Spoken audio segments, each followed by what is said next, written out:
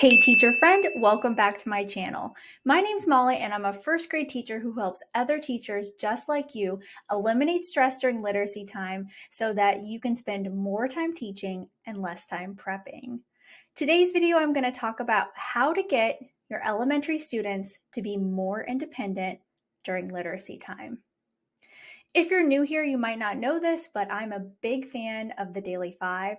It's how I structure my literacy time, and over the years, I've tweaked it to where it works even more smoothly and has created independent learners in my, at times when I taught kindergarten, and now first grade classroom. And as I head off to teach fifth grade this fall, I plan to use the exact same system, and I truly believe it'll work for K through 5.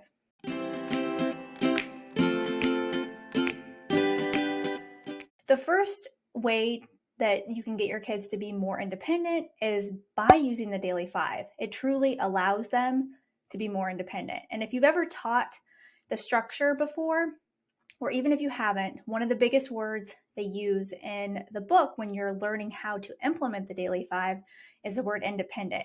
And you even write that on your anchor charts when you're teaching them all of the stations or activities that they're going to be doing.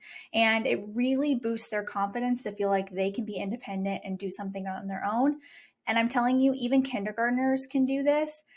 And I taught at my current school, kindergarten for 2 years. It's a title building. I always had a full class of 24, 25 kids, and I could get my kids to independently work during Daily Five so I could teach reading groups to kindergartners. Okay, my next way is using routines every day. This is how you get your kids to be more independent, is by sticking to the same routine. And that's one of the things I love about Daily Five. And if you implement that with whole brain teaching and the constant repetition of what the expectations are, you will be blown away by how well your kids just know the routine and snap into it. And you'll notice that on days where there's an assembly or something that throws it off, they will notice that. So they actually crave the routine. And in my TPT store, I do have a Daily Five expectation literacy block expectations chart and a variety of colors. And it's one that you can print on a poster maker and make it as big as you want. And my students go over that every single day. And I've kind of tweaked them so that they're more generalized and it's not just for one station like read to self or listen to reading. It's just for the whole literacy block time when you're doing the Daily Five. Okay, going along with that, going over the expectations every day. That's my next little tip. So using that chart really, really will help you. And you can create it yourself and tweak whatever expectations you have. But the expectations I have for my students are to work the whole time, stay in one spot, get started right away, use a level 0 voice, and work on their stamina. So that is, again, on the chart that I've created that you can find in the description box below if you'd like to use it as well.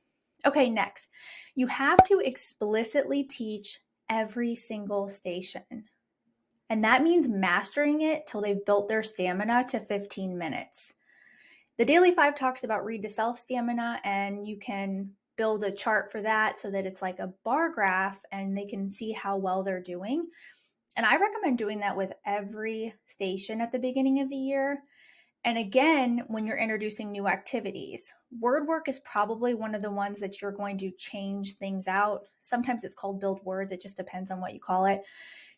That's one that you're going to switch out activities a lot. And so you have to explicitly teach the expectation of what the kids are going to be doing at that station. Because part of being independent means they're able to do the activity on their own and they don't have to come ask for help. And that helps you get through your reading groups.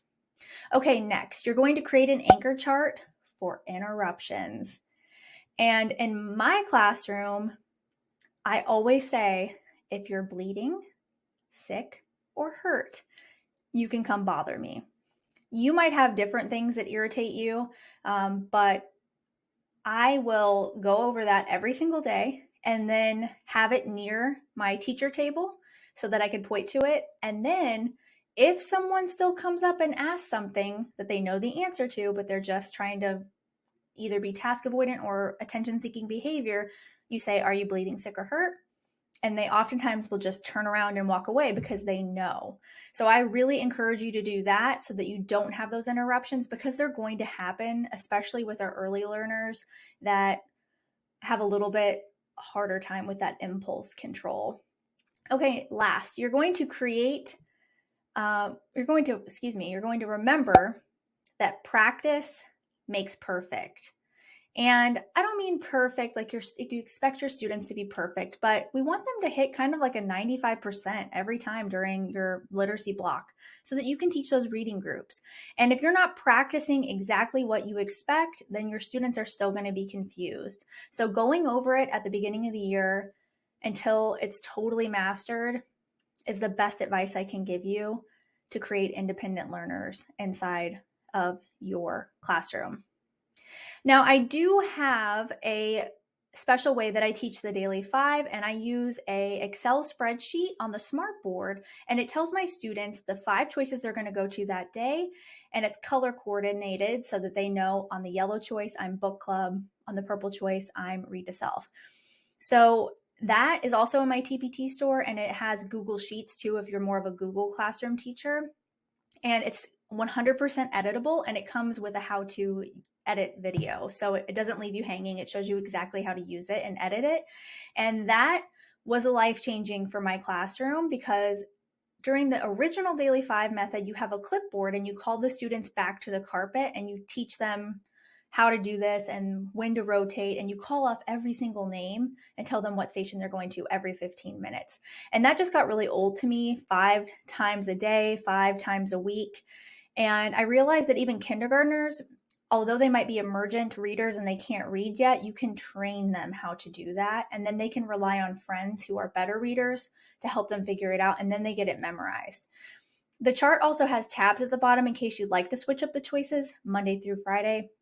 I used to do that at my old school, but my current school, I do not do that. I keep the choices the same every day. It just makes it easier for them to remember where they're going, especially kids that maybe are speaking a different language, and I want to make it easier on them to just get the hang of Daily 5 in my classroom.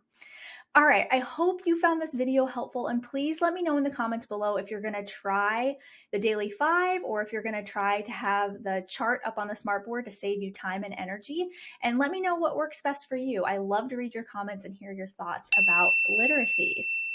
Please subscribe to this channel so you'll be the first to know, and thanks so much for watching.